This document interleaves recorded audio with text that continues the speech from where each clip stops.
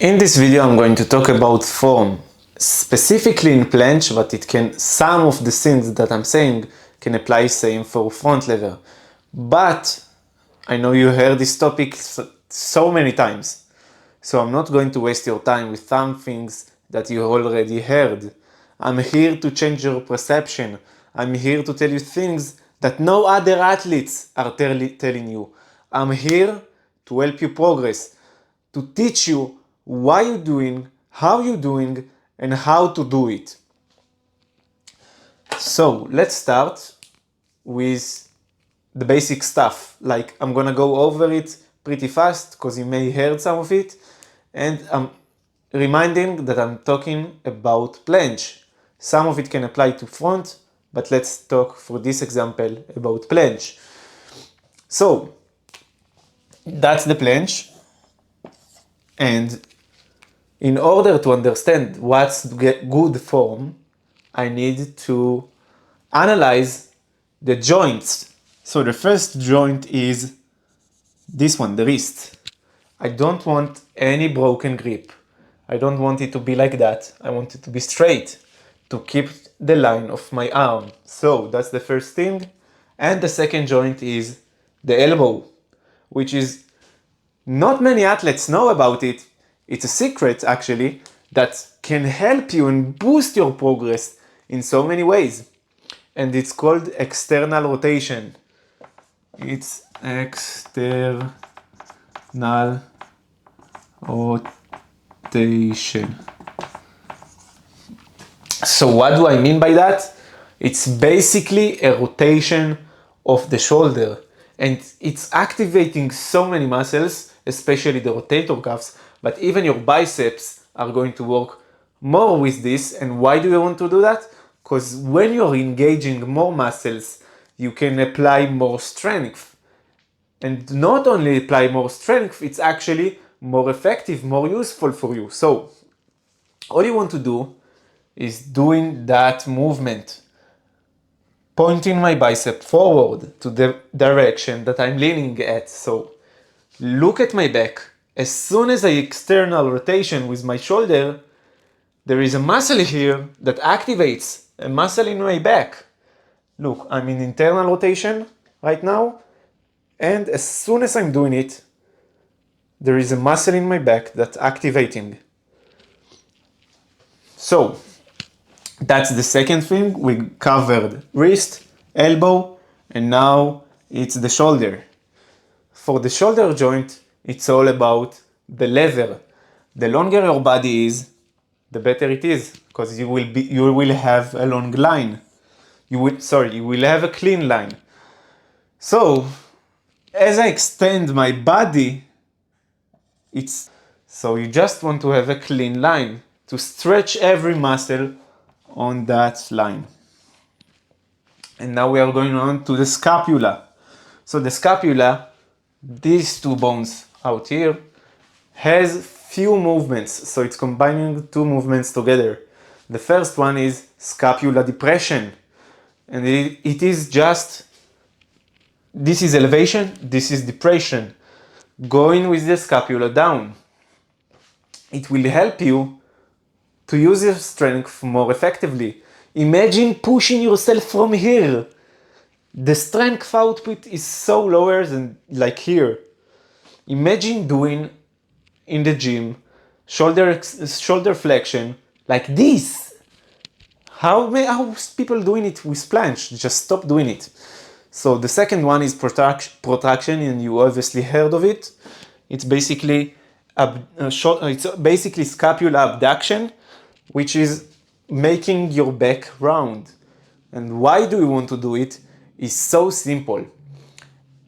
Scapular protraction is helping you with strength, with maximizing it. Why? Because when I'm protracting my scapula, the planche becomes higher. Let's say that's the height of the planche, like this, X. And when I'm protracting, the line of my body will not be here, it will be here. So it's X plus Y. So I'm way higher. And why do I want to be higher? Because when I'm higher, the shoulder, let's say here, then the shoulder angle with the body is smaller and not smaller, larger. And why do I want it to be larger? Because then the larger it is, the less load in my shoulder are. Like I have to use less strength to hold the position. It's literally a cheat code. But where is power going for? So it obviously doesn't go away just like that. The power is coming from here, from the serratus anterior. It's this muscle. It's not your ribs. It's a muscle. So you want to strengthen it just for this movement. And even presses is way easier with protraction. Holds are way easier. So it's super important investment to do for a planche. And after protraction, we covered the scapula and we need to talk about the pelvis. This pelvis is right here and I got two movements as well. The first one, we got three movements actually. The first one is natural as I'm standing, APT, which is anterior pelvic tilt. It's like that. We don't want this one in planche, we want this one, which is posterior pelvic tilt. Obviously, you're going to engage the core muscles better. Boring, we all heard of it. Let's move on to some actually more important stuff. Let's cover the legs and then we can move on. Straight legs, obviously, and pointed toes. I didn't know that for so long, and I used to do flexed one, which is like this one. But you don't want to do it because it's harder for you to engage the butt. As soon as you can engage the glutes muscles, you can PPT more easily, and the line will be cleaner. So we covered the boring stuff. I try to do it as fast as possible and explain everything in detail. So many athletes think that there is only two options for form, which is good form and bad form, which is actually not true. Obviously there is good form, clean form, and bad form, but there is another one, which is, in my opinion, I'm calling it effective form. Effective form. So what do I mean by that? It's basically a form that allows you to progress. And bad form, can it be effective form? Yeah. Can it be not effective? Also yes. The same applies for good form. Good form is good form and clean one as all of the athletes are preaching for. But sometimes good form is not effective. You need to understand that good form can also harm you. So that's why you should preach for effective form and not clean form, not bad form. This is what you are preaching for. Obviously, the end goal is this one, but we are not going to touch about it right now, and I'm gonna go and explain it later. So, effective form is the one that allows you to progress the fastest. And how do you do it and what it is actually? So, if you are going for perfect clean form, every rep, every hold, you don't have room for improvements. Because I cannot push myself to the limit if I'm going clean. I need to combine some actually breaking form to use this one. So, how do you do it? How do I break my form in a good way? Bad form can be so useful. So, it depends on the movement. It depends even on planche. Like let's say, I can break the form in planche in so many ways. Like I told you, like good form depends on every joint on your body. So you can break it with every joint. So all you want to do is break the form with the joints that matter the less. The most important ones are protraction,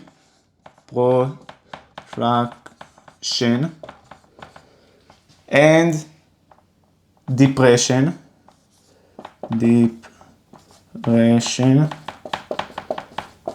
and external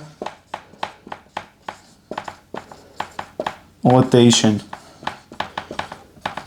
So these three ones are parameters that you never want to break. Even if you're going for bed form that is effective, you don't want to break these three ones, because these ones are allowing you to use the planche more effectively. That's exactly what effective form is. You can break the planche form by using pike, which means that your body is not straight line. It's a little bit like a tent. It's like this one. It's like this, up and down. Or maybe even going with a straight line, but not parallel to the ground, like this one, which will be way more effective than breaking protraction. You will never want to break protraction. In some cases, yes, you can do it, but in general recommendation, never break protraction. It's a long-term investment. So that's the most important rule. And what do I mean by effective form? When I'm using these three ones and combining it with breaking the rules a little bit, like a tent planche or maybe a tilted planche, that's called effective form. Yes, it's not clean, and yes, it will help you to progress the fastest. I'm going to break it down for you to every movement pattern and tell you how to break the form in order to get the most out of your performance. So I will start with a hold, as I talked about.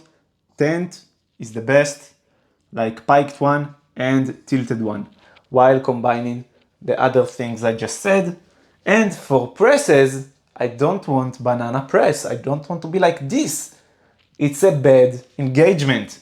If I want to do a good press, that actually effective one to help me progress, I want to do it with a bent legs maybe, like starting from a good point, and then as I'm going up, the legs are bent a little bit, not halfway, just a little bit. Or maybe even with a little bit of momentum.